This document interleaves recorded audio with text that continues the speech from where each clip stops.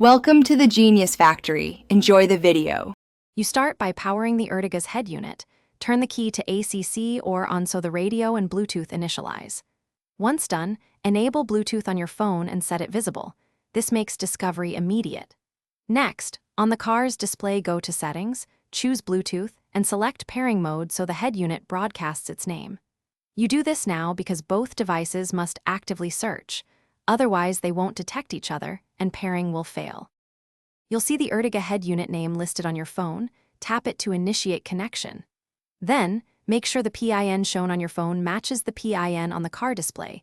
Confirm on both sides to authenticate. Once paired, grant permissions.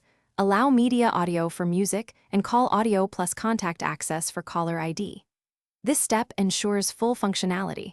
Without granting permissions, you'll get sound, but not phonebook or hands-free calling. So complete the prompts. You finish by testing. Play music or make a call to confirm audio routes through the car speakers.